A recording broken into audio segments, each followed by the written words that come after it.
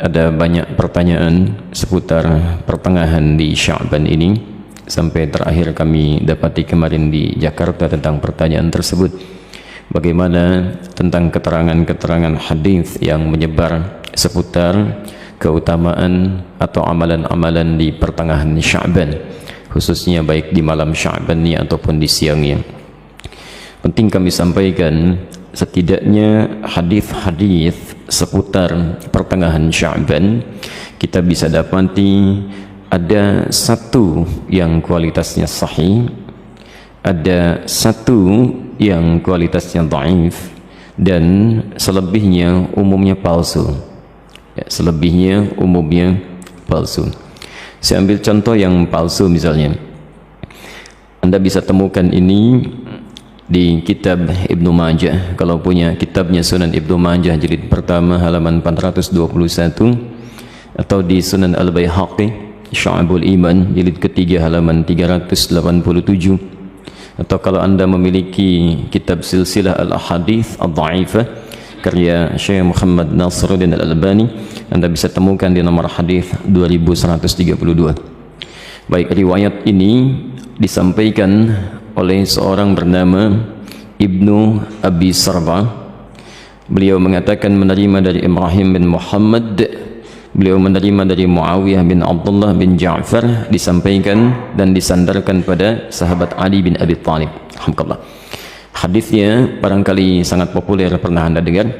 Idza kanat lailatun nisfi min Sya'ban, jika telah tiba malam pertengahan bulan Sya'ban, atau malam atau di hari pertengahan Sya'ban, faqumu lailaha, maka hidupkan malamnya dengan banyak menunaikan salat, wasumu naharaha, dan siangnya lakukan dengan puasa. Faman min mustaghfirin, maka siapapun yang bermohon ampunan kepada Allah, maka Allah akan mengampuni orang yang memohon ampunan itu. Pernah dengar hadis ini? Itu statusnya palsu ya. Hadisnya palsu. Hadisnya palsu. Cacat palsunya ada pada seorang bernama Ibnu Abi Sarbah, orang pertamanya. Ini dinilai oleh para ulama hadis sebagai orang yang sering memalsukan hadis. Adapun yang dhaif Anda bisa temukan di Asnal Matalib jilid pertama halaman 84. Itu disandarkan pada Aisyah radhiyallahu anha, bahwa satu kali beliau kehilangan Rasulullah sallallahu alaihi wasallam di malam pertengahan Sya'ban. Faqadtu Rasulullah sallallahu alaihi wasallam, dan itu bagian Rasulullah menginap di rumah beliau. Ya, diduga beliau sedang ada di tempat istri yang lain. Dicari oleh Aisyah, ternyata sedang ditemukan di Baqi. Ya, beliau sedang berdoa kepada Allah Subhanahu wa taala agar sekiranya Allah berkenan mengampuni para muslim yang telah wafat di pemakaman Baqi. Ya, maka Rasulullah menyampaikan, katakanlah Aisyah, hari ini Allah mengamati kepada manusia dan mengampuni orang-orang memohonkan ampunan. Ini statusnya dhaif, tapi juga disahihkan oleh Syekh Muhammad Nasiruddin Al-Albani. Yang sahih itu riwayat Abu Musa Al-Ash'ari. Abu Musa Al-Ash'ari Anda bisa temukan di Silsilah Al-Hadits As-Sahihah, alhamdulillah, karangan Syekh Muhammad Nasiruddin Al-Albani, nomor hadis 1144. Ini yang sahih, yang kalimatnya juga singkat, ya, bahwa Nabi SAW menyampaikan Allah Subhanahu wa ta'ala mengamati, bahasanya mengamati, ya, kepada hambanya, ya, di malam pertengahan Sya'ban, ya, di malam pertengahan Sya'ban, dan mengampuni yang memohon ampunan sekalipun sebanyak bulu domba di sekuk kalem.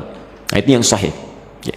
Ini sebetulnya semakna dengan hadis-hadis qudsi yang disampaikan orang pertamanya 31 orang sahabat senior, dan itu biasa keutamaan-keutamaan malam. Misal yanzilu rabbuna tabaraka wa ta'ala, Allah kemudian ya menghamparkan rahmatnya ke langit dunia kepada hambanya setiap sepertiga malam. Itu tiap hari itu, ya, sepertiga malam, ya. Maka Allah kemudian berfirman, faqala ya ibadi, hambaku, siapa yang memohon kepadaku aku akan berikan, siapa yang meminta aku akan kabulkan. Faman istaghfara liya, dan siapa mohon ampunan faghafartu lahu, aku ampuni dia. Itu tiap hari, tiap hari. Jadi kalau Anda nggak minta itu rugi, dan hadisnya qudsi, ya. Dan khusus untuk malam Sya'ban, ya, hadisnya berbeda seperti tadi kami sampaikan dari Abu Musa Al-Ash'ari, itu dimulai di malamnya.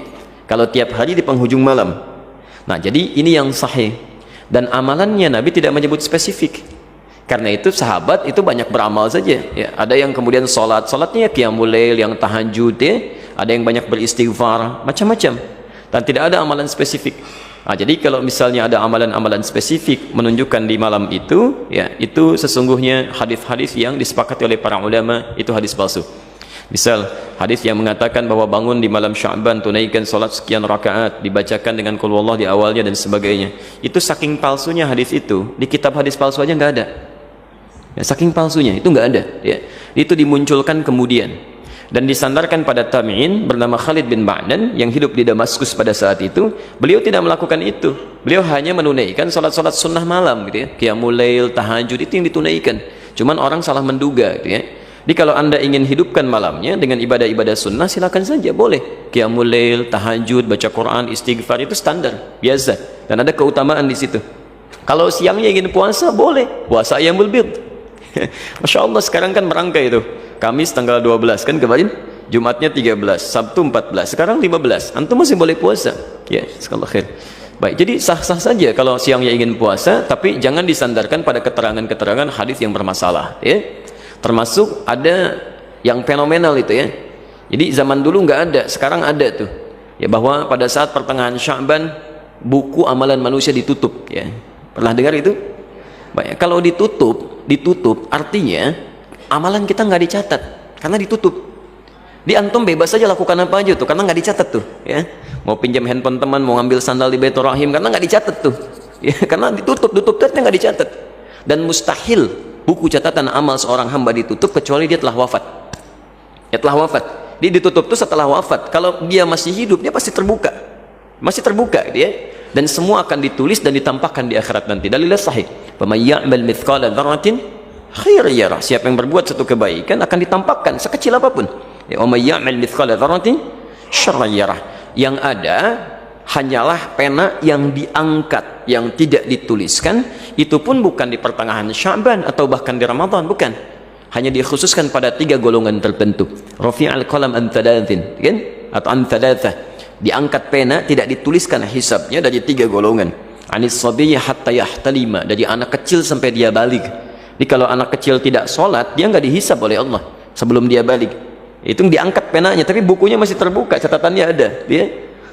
Kemudian siapa lagi? Wa anil majnuni hatta yufiqa. Ya, anil majnuni hatta yufiqa, dari orang yang terganggu ya kesadarannya, baik sampai dia sadar kembali.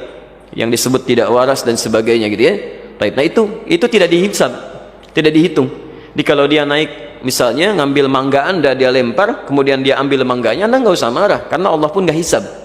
Ya, Allah tidak hisab, jelas ya? Karena dia melakukan amalan berdasarkan bukan karena kesadarannya. Dan yang terakhir, anin naimi hatta yastaiqidha. Ya, dari orang yang tidur sampai dia bangun. Jadi kalau misalnya ada di antara antum, ya tertidur, kemudian subuh lewat sampai jam 10 itu belum dihisab tuh. Nah, saat bangunnya di situ dia tempat sholatnya. Ya, tapi bukunya tetap terbuka, nggak ditutup ya. Kalau ditutup artinya sudah meninggal dunia, sudah selesai. Baik. Dan tidak ada kerjaan malaikat nutupin buku, dibuka lagi tuh ya. Tolong tanyakan kapan ditutupnya, kapan dibukanya tuh. Oke. Jadi itu diantara amalan-amalan yang barangkali penting untuk disampaikan. Jadi tidak sepenuhnya keliru juga beramal di pertengahan Sya'ban, tapi juga tidak sewajarnya jika kita melakukan amalan yang tidak pernah ada dalilnya, ya, sekaligus juga tidak ada ketentuan dan contohnya. Itu barangkali yang coba kita hindari. Kalau beramalnya silahkan, karena tuntunan umumnya ada, hadisnya dan sebagainya. Tapi amalan-amalan sunnah yang memang pernah diajarkan dan dicontohkan untuk dilakukan. Saya kira jelas ya.